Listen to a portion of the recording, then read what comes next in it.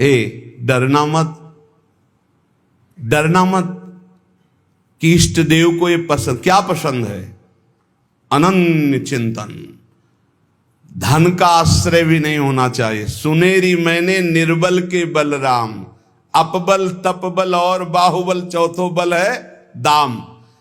और आपसे बता दें, कक्षा 1 के विद्यार्थी से पीएचडी के प्रश्न नहीं पूछे जाते। आप मत डरना, क्योंकि आप क्लास में हैं ही नहीं, आप इस क्लास में नहीं हैं। आप डरना मत। नहीं आपको लगे कि भगवान हमारी भी परीक्षा लेंगे तो आज जो चैन से हम एसी में रह रहे हैं, कल फिर सब खत्म हो जाएगा, ऐसा नहीं। ये डिग्री वालों की होती है।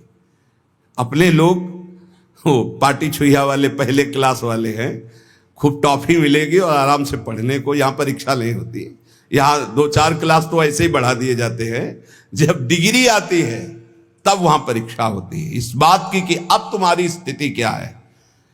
त्रिपुरदास जी के ऊपर जो भगवान की विशिष्ट कृपा हुई, ये भगवान श्री कृष्ण चंद्रजू ने युधिष्ठिर जी से कहा। एक बार युधिष्ठिर जी ने कहा कि प्रभु, ऐसा भी आपका नाम लेते हैं, धर्म से चलते हैं, कोई कदम भी कहीं अधर्म नहीं। तो भगवान श्री कृष्ण ने कहा, यस्याहम अनुग्रहेणामि हरिस्से तद्धनम शनैः ततो धनम त्यजन्त्यस्य स्वजनाः दुख दुखिताम स यथा वितथोद्योगो निर्विण्णा स्यात् धने हया मत परई कृत मैत्र से करिष्ये मदनुग्रहम। अर्थ समझ लो भाई, डरना नहीं, डरना ले ली। इसलिए बीच में कह रहे कलयुगी भगत है, ये ले अपनी कंठी माला अनुग्रहामि। बहुत अनुग्रह, हमें नहीं चाहिए आपका अनुग्रह। भगवान ने युधिष्ठिर जी से कहा, यस्याहम अनुग्रहेणामि, जिसे मैं स्वीकार कर लेता हूं कि ये मेरा है, उस पर मैं कृपा करता हूं। हमने ये देखा, पहलवानों से भी मिले हैं, वो कुश्ती में अपने जन को वहीं पीटते हैं जहां से कमजोर होते हैं। जैसे यहां मारा, बोले अब 1000 बार यही मारेंगे, वो 1000 बार मारेंगे यही थपाड़ा, 1000 बार मार के फिर गिरा के टिहुना से मारेंगे यहां। और जब टिहुना सह गए तब कहेंगे हाँ ठीक है लड़ो, क्योंकि हमने पक्का कर दिया अब यहां तुम्हारे कोई मारे तो तुम फेल नहीं होगे। ऐसे कुछ जगत गुरु श्री कृष्ण हैं। हमारा ये पार्षद कमजोर कहां से हो सकता है? जहां कमजोर वहीं मारा जाता है। बड़ा सुविधा भोगी तो सुविधा पर ही मार चलेगी, अब सुविधा के बिना भी भजन हो सकता है। उस समय तुम्हारी मांग क्या होगी, सुविधा या भगवान? त्रिपुरदास जी किस लिए रोए? कि आपकी सेवा का प्रण लिया था, वो सेवा की पूर्ति। भगवान कह रहे कि जिस पर मैं कृपा करता हूं पहले उसका धन बल अपहरण कर लेता हूं। ये धन बल अपहरण कर लेता हूं। जब वो निर्धन हो जाता है तो सगे संबंधियों का अपहरण कर लेता हूं, या तो सगे संबंधी छोड़ देंगे। देखा ना, पिता रास्ते में ही राधे श्याम। बहुत कृपा समझना कठिन है। सुनाया था एक बार भगवान शंकर की कृपा। माता पार्वती जी से कहा चलो मैं आपको अपने भक्त के दर्शन कराता हूं। बोले चलो प्रभु। तो बोले पहले अभक्त के दर्शन कर लो, तब भक्त के दर्शन आप सुख पाओगी। तो गए तो सुपारी कतर रहे थे बैठे, इसमें बढ़िया गद्दा लगा हुआ था, गिरदा लगा हुआ, 50 गाय 50 भैंसे दूध दुही जा रही थी। प्रातःकालीन का समय था। संत वेश में गए और कहा भगत जी 100 ग्राम दूध दे दो, शालिग्राम भगवान को स्नान कराना है। चल दिया सुबह से, और क्या क्या बोलना। महादेव जी ने कहा हे भगवान, जितनी संपत्ति और वैभव इससे दुगना इसकी कर दो। माता जी ने कहा औघड़ इसीलिए कहा जाता है इनको, बड़े औघड़ नाथ है। 100 ग्राम दूध ले दिया, गाली दिया, ऊपर से कह रहे संपत्ति कह दो दुगनी। बोली नहीं पर अंदर अंदर कि बहुत विचित्र ऑर्डर दानी है इनका। आशुतोष बोले चलो भगत के दर्शन। बोले अभक्त तो ऐसा था कि अगर आप साथ ना होते तो इसको भस्म ही कर देती हम, क्योंकि अंबा तो शक्ति है। आपका अपमान। अरे अभक्त ऐसे ही होते हैं, तुम्हें नाराज नहीं होना। भक्त के पास गए, एक झोपड़ी फूस की, एक गाय, और उसी फूस की झोपड़ी में माए उसकी मैया रहती थी। गए, जो देखा संत तो साष्टांग दंडवत किया, आओ बैठो। बैठाला, 100-200 ग्राम गाय का दूध होगा, वो बढ़िया पान करने को ले दिया। प्रभु थोड़ी देर भगवत चर्चा हुई। भगवान शिव ने कहा अच्छा भाई चलते हैं, हम तो विचरण करते रहते हैं। बोले संत भगवान कभी पुनः कृपा करके आना। हम कुटिया के बाहर निकले और कहा हे करुणा निधान भगवान, इसकी गैया और मैया दोनों हटा दो, मार दो। अंबाजी ने कहा आप बर्दाश्त नहीं होगा। 100 ग्राम दूध नहीं दिया तो उसको दुगुना संपत्ति दे दी, और एक गाय पूरा दूध आपको पिला दिया, और मैया बातचीत करने के लिए थी उसको भी आपने मार दिया। कहा कि वो ये क्या है? बोले अभी तुम नहीं समझे। जब इतनी संपत्ति में साधु अपमान करके ऐसी गालियां देता, जब डबल संपत्ति होगी तो ऐसा अपराध करेगा, घोर नरक जाएगा, समझो। और इसका कुछ मन मैया में जाता है, कुछ गैया में जाता है। दोनों भगवान के पास गए, वे अखंड हमारा चिंतन करेगा, ये हमें लीन हो जाएगा। माता जी का ये बात तो सही। तो बोले जिस पर मैं कृपा करता हूं, इस माया प्रपंच से उसे अपने स्वरूप में स्थित करता हूं। वो जरूरत, देखो जरूरत है, ऐसा नहीं कि एक बुखार की दवा सबके साथ चलेगी। बुखार की भी क्वालिटियां हैं, समझना। अब मलेरिया है तो उसके लिए अलग, डेंगू है तो उसके लिए अलग, साधारण वायरल है तो उसके लिए अलग। हम लोग साधारण बुखार वाले हैं, चिंता मत करो। ऐसे हाई इंजेक्शन नहीं लगेंगे जैसे त्रिपुरदास जी के लगे, या प्रहलाद जी के लगे, या नरसिंह मेहता जी के लगे, या मीरा जी के लगे। अपने लोगों के नहीं लगेंगे। बहुत ऐसे वायरल, जैसे ऋतु का बुखार है ना, अपने लोग ऐसे बुखार के मरीज हैं। डेंगू वाले नहीं है कि भर्ती हो जाए, प्लेटें कम हो रही। डरना मत। अलग अलग बुखार की जैसे दवा, ऐसे अलग अलग भक्ति की स्थिति की परीक्षा होती है। अब इसकी स्थिति क्या होगी, वो तो जगत पावन करने वाले भगवान ये देखते हैं। बहुत सुंदर बात है ये, अगर समझ में आ जाए। भगवान अंधकार का नाश कर देते हैं, भगवान स्वप्न का नाश कर देते हैं। ये सब स्वाप्निक जगत है। अब मोह ममता से युक्त इसलिए डर जाओगे, तो हम कह रहे हैं तुम्हारे साथ ऐसा होगा ही नहीं, क्योंकि तुम उतनी स्थिति के ही नहीं हो। डरना मत, सच्ची मानिए। क्या चक्रवर्ती सम्राट अम्बरीश जी भगवान के भक्त नहीं है? ध्रुव जी भगवान के लिए भजन करने के लिए गए तो आज ऐसा पद मिला कि त्रिभुवन में किसी को नहीं। सुदामा जी को दरिद्रता प्राप्त थी, और सुदामापुरी की रचना हो गई जैसे द्वारिकापुरी की रचना। आप हमारे श्री कृष्ण के प्रति ऐसा ना सोचे, ये जो कह रहे हैं बड़ी गुप्त बात है। उसके अंदर के ममत्व का नाश कर देते हैं, उसके अंदर के अज्ञान का नाश कर देते हैं। क्या आप अपने अज्ञान का नाश करवाना नहीं चाहेंगे? यहां अज्ञान की वृत्ति के नाश की बात। आप ऐसा मत सोचिएगा। और आज तक कोई भक्त आपको भिखारी नहीं मिलेगा।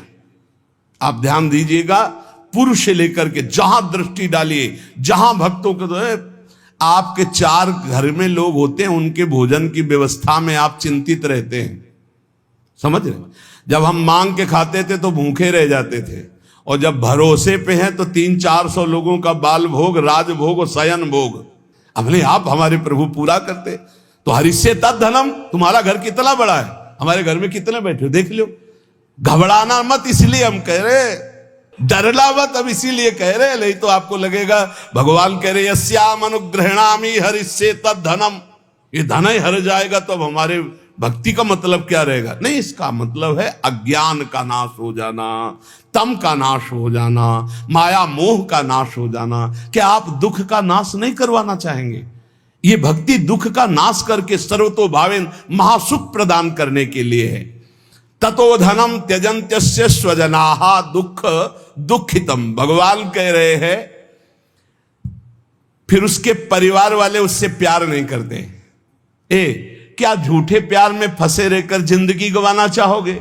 क्या आप ये नहीं जानोगे कि तुम्हें कोई प्यार नहीं कर रहा?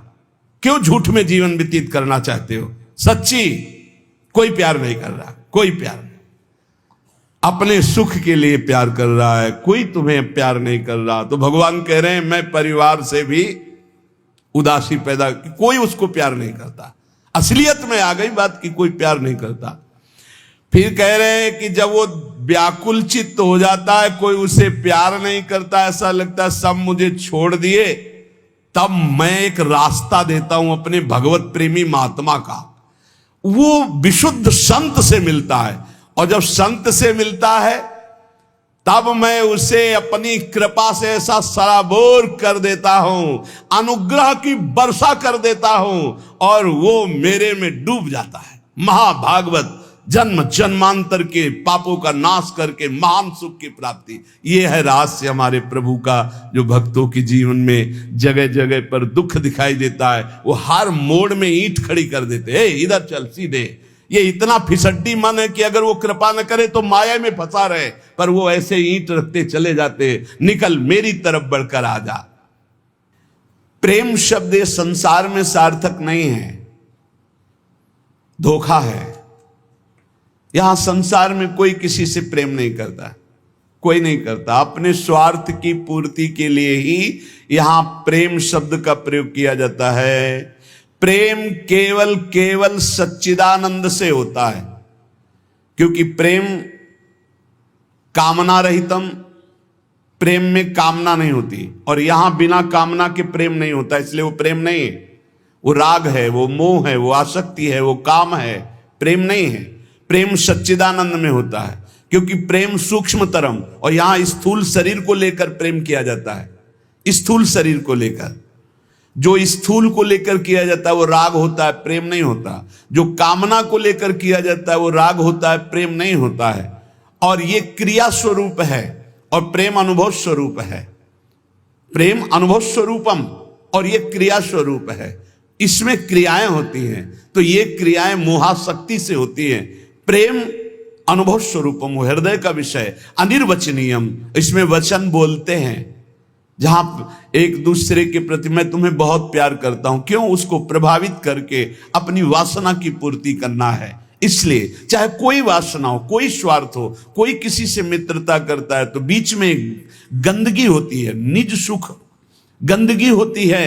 अपनी भावना को पोषण करना, अपने स्वार्थ का पोषण करना, अपनी वासना का पोषण करना, अगर ये गंदगी निकल जाए तो सच्चिदानंद प्रेम कहीं भी कर ले तो भगवान की प्राप्ति हो जाए। पर स्वसुख वांछा रूपी गंदगी का त्याग, जो अपने सुख को भोगने के लिए दूसरे से प्यार का शब्द प्रयोग किया जाता है, ये राग है, ये काम है, मलिन वासना है, ये प्यार नहीं है, ये मदांध है। को आ मदांधो मदनातुरोवा, ये काम से व्याकुल पुरुष ऐसा बोलता है।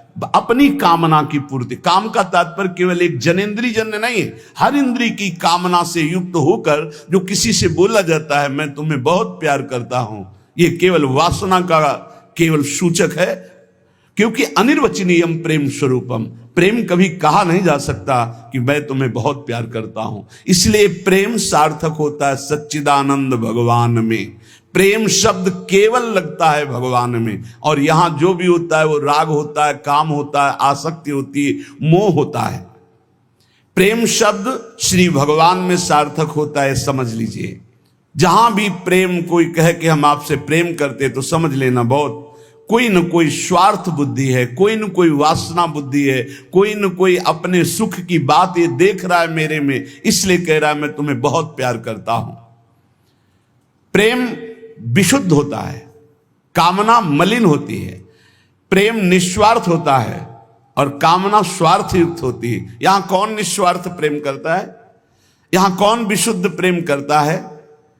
उज्जवल होता है प्रेम, और काम मलिन होता है। प्रेम इंद्रियातीत है और काम इंद्रियों से होता है। तो ये प्रेम सार्थक होता है सिर्फ श्री भगवान में। जो आपको बोले कि मैं आपको बहुत प्यार करता हूं, तो समझ लेना ये वासना का खेल खेलने का षड्यंत्र है, ना कि प्रेम। आज इसी षड्यंत्र में फंसकर अपने चरित्र को, अपने जीवन को दूषित किया जाता है और कहा जाता है प्रेमी हैं हम। प्रेमी, प्रेम शब्द को कलंकित किया जाता है। वही प्रेमी हितधाम में थे तो एक जोड़ी आई, उन्होंने कहा कि हमने लव मैरिज किया है, आशीर्वाद दीजिए। बढ़िया है। 1 साल बाद अकेले दिखाई दिया हमको, भाई अकेले आए आप? बोले तलाक हो गई है। यह है प्रेम। दूसरा मिल गया कोई स्वार्थ पूर्ति के लिए, उससे अच्छा अपनी भावना में, खत्म प्रेम। स्वार्थ की पूर्ति को संसार में प्रेम कहा जाता है। इसलिए प्रेम शब्द को गंदा ना करो। प्रेम केवल अंतर में विराजमान निरंतर जिनकी सत्ता है उन श्री भगवान से होता है। जब प्रेम होने लगता है तो दूसरी समस्त वस्तुओं से, समस्त स्थितियों से मन हटने लगता है। केवल प्रीतम ही प्रीतम सुहाते हैं। ऐसा कामी पुरुष को भी होता है, ऐसा कामिनी को भी होता है। बस बिल्कुल नजदीकी है काम और प्रेम में, पर प्रेम निर्मल भास्कर है और ये घोर अंधकार है। इसलिए गोस्वामी जी ने बहुत समझ कर मांगा कि काम ही नारी प्यारी जिम, लोभी जिम प्रिय दाम, तिमि रघुनाथ निरंतर प्रिय लागो मोहिराम। हमारा आपसे प्रीता कैसी हो? जैसे कामी पुरुष की कामिनी में होती है, जैसे कामिनी की कामी पुरुष में होती है, ऐसे हे नाथ मेरी चित्तवृत्ति निरंतर आप में लगी रहे। प्रेम तभी माना जाता है जब अपनी शुद्ध भूल जाए और केवल प्रेमी की याद रहे। और यहां अपनी शुद्धि रहती है। अपनी शुद्धि के द्वारा अपनी वासना की पूर्ति को यहां प्रेम कहा जाता है। इसलिए नाटक है, प्रेम नहीं है। बिल्कुल कोरा नाटक है।